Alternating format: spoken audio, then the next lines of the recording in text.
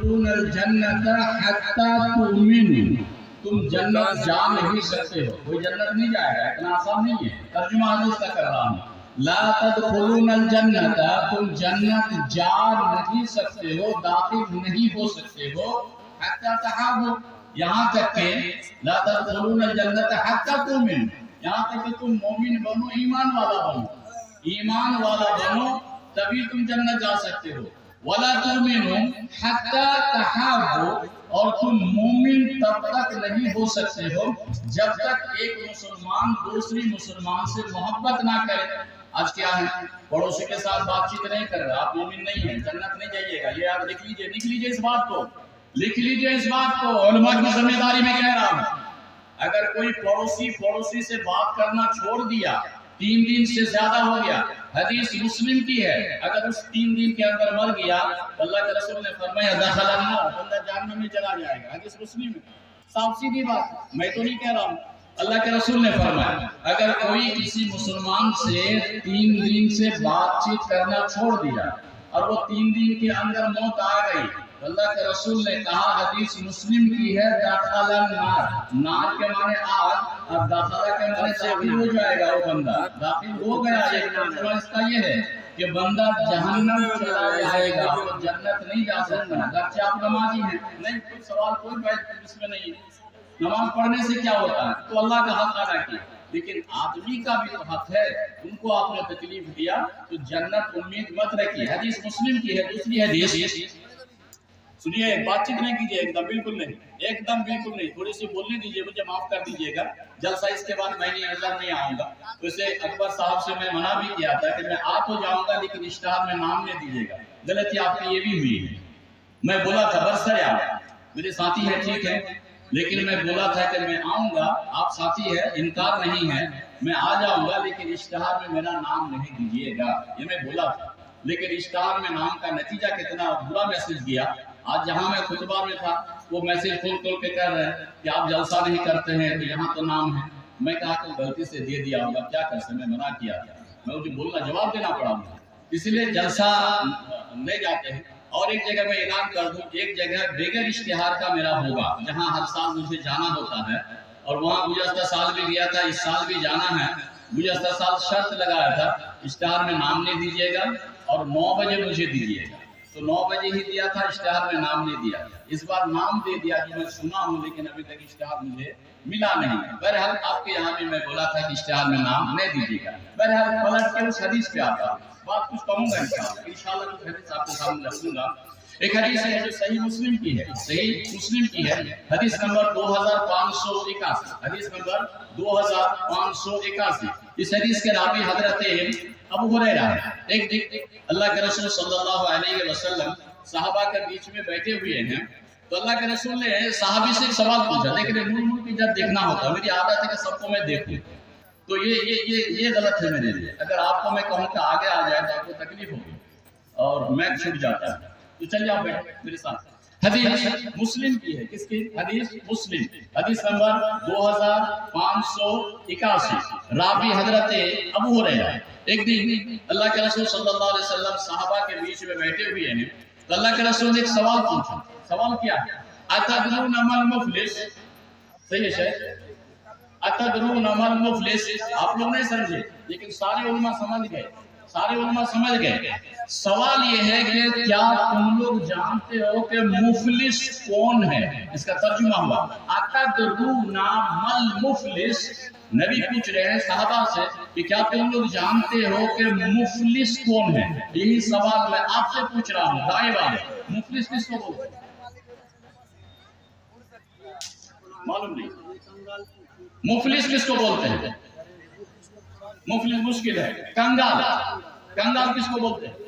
اچھا غریب کس کو بولتے ہیں؟ غریب نہیں، غریب یہ مفلس کے معنی غریب نہیں ہوتا ہے، کنگال ہو سکتا ہے لیکن غریب مفلس کے معنی نہیں ہوتا۔ مفلس کے معنی ہوتا ہے جس کے پاس کچھ بھی نہ ہو، مفلس کے معنی جس کے پاس کچھ بھی نہ ہو۔ اچھا فقیر اور مسکین میں کیا فرق ہے معلوم ہے؟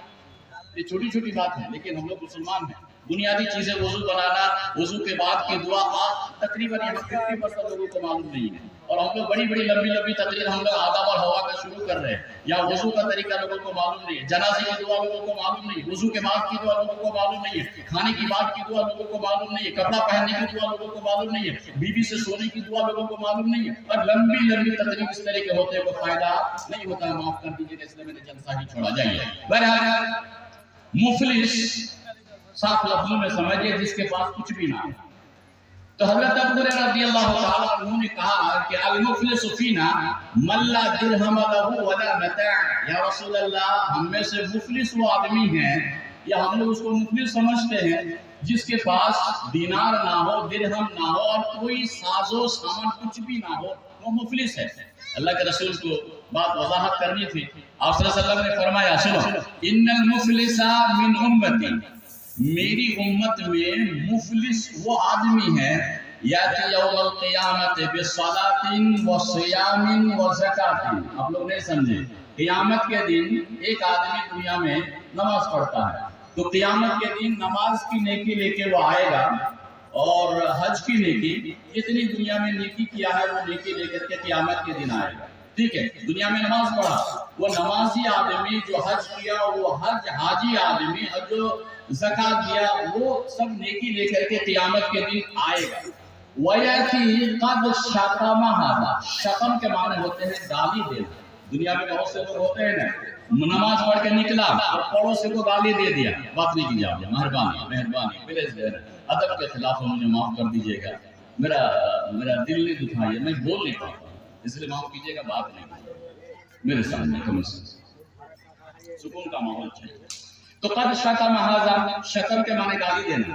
ایک آدمی نماز پڑھتا، دیکھیے گا نماز بھی پڑھتا ہے سبحان اللہ، اور اپنے پڑوسی کو گالی دیتا ہے، بیوی کو گالی دیتا ہے، بیٹا کو گالی دیتا ہے، مسلمان کو گالی دیتا ہے، تو کیا آپ آرام اور آسان سمجھتے ہیں؟ ایسا نہیں ہے، قیامت کے دن کیا انجام ہوگا اس کا وہ دیکھیے۔ نمازی آدمی، پھر میں ریپیٹ کر دیتا ہوں، قیامت کے دن نمازی آدمی نماز کی نیکی، روزے کی نیکی، حج کی نیکی، زکات کی نیکی لے کے قیامت کے دن حاضر ہوگا، اور اس کے بعد 5 آدمی آئے گا۔ 5 میں پہلا قد ویأتی قد شتم ھذا، نمازی آدمی جو نماز بھی پڑھا، حج بھی کیا، اور کسی کو گالی دیا، چاہے کسی کو بھی ہو، ویأتی وہ آئے گا۔ وَأَكَلَ مَالَ ھذا، جس کا مال حرام طریقے سے کھا لیا وہ آئے گا۔ وَضَرَبَ ھذا، جس کو دنیا میں مارا، تو نمازی آدمی جس کو مارا وہ آئے گا۔ وَأَكَلَ ھذا وَضَرَبَ ھذا وَسَفَكَ دَمَ ھذا، جس کو ناحق کوئی کسی کو مار دیا، قتل کر دیا، جان لے لیا، خون بہا دیا، وہ آئے گا۔